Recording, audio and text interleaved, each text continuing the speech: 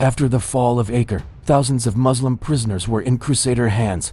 Under a strict agreement, their lives were to be spared in exchange for a hefty ransom from Saladin and the release of Crusader captives.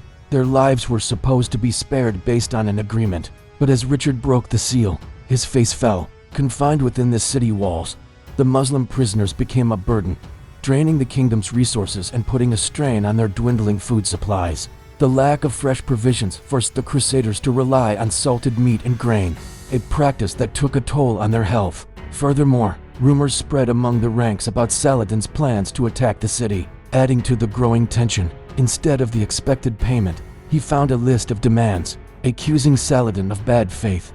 He ordered his knights to prepare for battle. He had grown weary of the delays and suspicious of Saladin's motives. When Saladin learned that his emissaries had been imprisoned, his hopes for a peaceful resolution vanished. In the ensuing battle, the Crusaders fought valiantly, but Saladin's forces proved to be relentless. As the fighting intensified, the fate of the prisoners seemed all the more precarious. Caught in the crossfire of this deadly confrontation, trapped and vulnerable, Richard's knights fought desperately to protect the prisoners, but they were overwhelmed. With their numbers depleted, the Crusaders were forced to retreat back to the safety of the city. He would execute the Muslim prisoners, sending a stark message to Saladin. Despite pleas from his advisors to reconsider, Richard remained resolute. He believed that this drastic move would force Saladin to accept his original ransom terms. Then, according to some sources, they were beheaded or killed by arrows or stabbed to death. Others suggest that they were burned alive inside a church. Regardless of the method, the outcome was the same, a brutal and tragic end for hundreds of innocent lives. On August, he vowed to take action, launching a surprise attack on the Crusader camp outside the city walls. The sight of Muslim men, women and children lying dead on the ground filled him with shock and horror. Saladin's reputation as a champion of Islam was elevated, and support for his cause grew stronger than ever before. During the Siege of Acre, his military skills and determination were instrumental in capturing the city. Unable to contain his anger, he eventually ordered the execution of all Muslim prisoners, including women and children. This brutal decision sent a wave of shock and outrage throughout the medieval world. However, following the fall of Acre, he faced a moral dilemma when confronted with thousands of Muslim prisoners held by Saladin. Outraged by Richard's actions, he vowed to make the Crusader King pay for his crimes.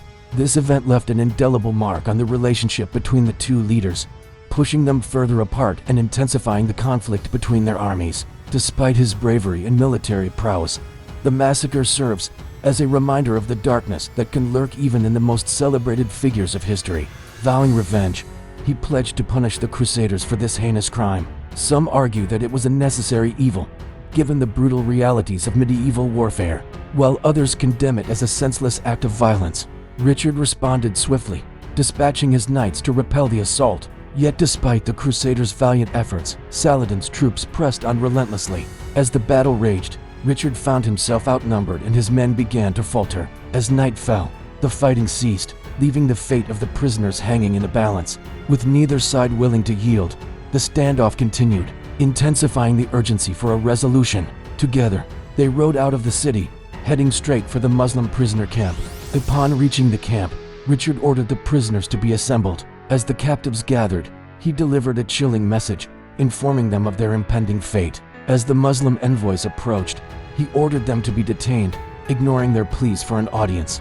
This marked a turning point in the delicate balance of trust between the two leaders, pushing them toward a collision course. Would he pay the ransom as agreed and secure the release of his prisoners, or would he hold firm on his counteroffer and risk the lives of those in Crusader captivity? As he deliberated, the weight of these life-altering decisions pressed heavily upon him. As his men readied themselves for action, Richard penned a letter to Saladin, issuing an ultimatum. Seeing no urgency in Saladin's response, he decided to take matters into his own hands. On August, he sent messengers bearing the payment and a counter-proposal. They demanded the return of 5 Christian prisoners for every 20 Muslims released and offered to trade the remaining captives for gold.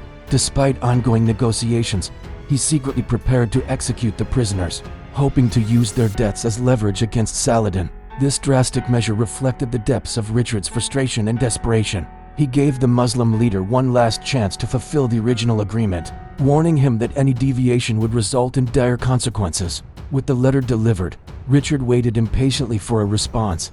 Saladin offered only 100,000 dinars, half of what was initially agreed upon, and refused to budge on the number of prisoners to be exchanged. Moreover, he proposed that the ransom be paid in installments, a suggestion that rubbed Richard the wrong way. The Crusader King saw through Saladin's tactics, recognizing them as an attempt to buy time. In exchange for their freedom, Saladin demanded a ransom of 200,000 dinars, roughly $8 million today, along with the release of 1,600 Christian prisoners held by Muslim forces, and a piece of the True Cross.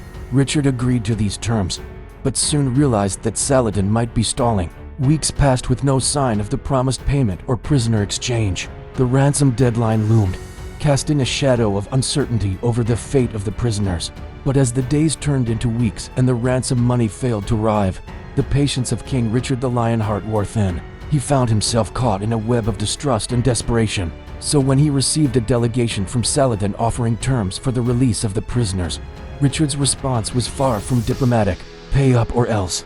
That is what his message amounted to. But could Saladin really afford to pay such a huge sum? And would he agree to the Crusader King's demands without a fight? Join us as we explore what happened next after the fall of Acre. Richard I, the legendary medieval warrior, had one major problem on his hands: the thousands of Muslim prisoners taken during the Siege of Acre. On July 1191, the much-awaited messenger arrived at Richard's headquarters carrying a sealed scroll detailing the ransom agreement. As the weeks went by, Richard's men grew increasingly impatient. By late July, Richard's frustration had reached a boiling point. Meanwhile, Saladin found himself torn between two difficult choices. As the hours ticked by, Richard's irritation grew. Finally, after agonizing over the terms, Saladin decided to play his hand. He would pay half of the ransom, but refused to make any further concessions. Richard, however, was not in the mood to negotiate. With Richard's patience at an end, the stage was set for a tragic turn of events. The Muslim soldiers descended upon the unsuspecting Crusaders, causing chaos and panic among Richard's ranks. Saladin's forces, numbering around 5,000, attacked in 3 divisions, catching the Crusaders off guard. The tide of the battle turned when Saladin's cavalry charged, breaking through the Crusader lines. Despite their defeat, Richard's army managed to regroup and hold their ground, repelling further attacks from Saladin's forces. Realizing that his army was exhausted and that further battles could be costly, Richard made a pivotal decision. At dawn, Richard gathered his knights and announced his grim plan. The Muslim prisoners, both men and women, along with their children, were tied together in groups of 50 or 100. Word of the massacre quickly reached Saladin, who was taken aback by the sheer scale of the tragedy. As news of the massacre spread throughout the Muslim world, outrage and grief swept across communities. In the aftermath of the massacre, Saladin found himself driven by a burning desire for retribution. Historians have debated the significance of the Acre Massacre, highlighting its impact on medieval warfare and the Crusader-Muslim relations. Richard's decision to execute the Muslim prisoners is seen as a tragic lapse in judgment, overshadowed by his reputation as a skilled warrior and honorable leader. Richard I, known as Richard the Lionheart, was a legendary medieval warrior who played a significant role in the Third Crusade.